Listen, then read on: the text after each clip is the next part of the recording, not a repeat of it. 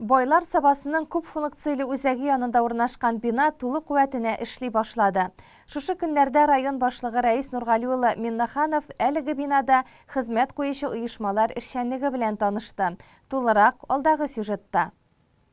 Әлеге бинада республикабызда 2022 елның 1 ноябреннән бирле эшләп килүче дәүләт юридик бюросының филиалы урнашкан. Бу оешма авыл районнары арасында беренчеләрдән булып Сабада ачылды. Биредә аерым төр гражданнарга бушлай юридик ярдәм күрсәтелә. Вопросы, значит, мы охватываем все вопросы, это жилищные, трудовые, социальные. По всем вопросам к нам обращаются, даже если к нам пришли, например, инвалид третьей группы, мы их не прогоняем, а всем также оказываем помощь.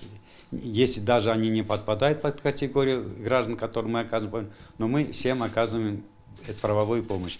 Значит, по горячей линии мы оказываем помощь также всем гражданам, которые нам обращаются по телефону. В Сабах будет номер телефона 22418.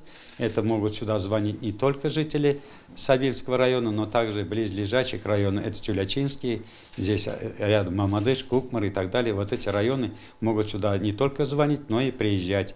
Татарстан дәүләт юридик бюросында эшләүчеләрнең күбесе элеккеге прокуратура хезмәткәрләре. Штатларында 10 кеше, шуларның икесе Сабада хезмәт куячак. Филиал җитәкчесе Трофимов Роман Юрьевич. В Сабинском районе у нас будет филиал. Мы оказываем юридическую помощь безвозмездно, абсолютно бесплатно, фактически каждому гражданину Российской Федерации.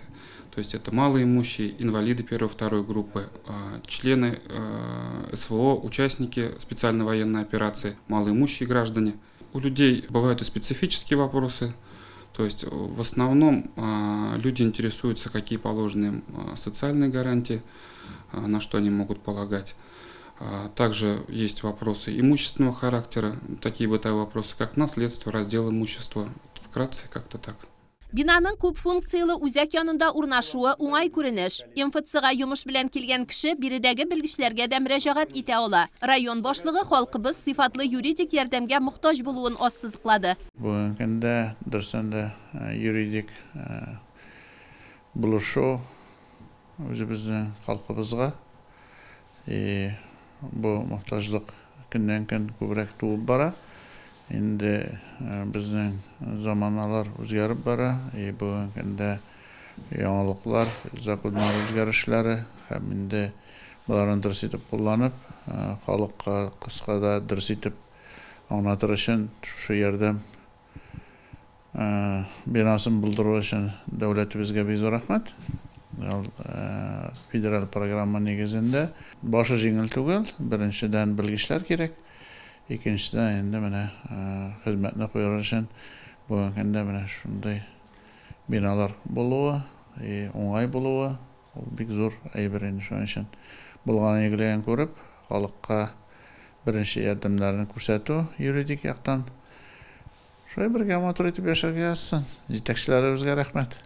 Бинада шулай ук Бердәм Россия сәяси партиясының Саба җирле бүлекчәсе дә урнашкан. Бердәм Россия башкарма комитетының халыкны кабул итү бүлеге җитәкчесе Чулпан Кабирова һәм әйдәп баручы белгеч Лузия Якупова 2024 елның 8 сентябрендә узачак 7 чакырылыш Татарстан Республикасы Дәүләт Советына сайлауларда электрон тавыш бирүгә әзерлек эшләре белән шөгыльләнәләр. Безнең дөресен әйткәндә 9нчы тапкыр күчерүебез инде.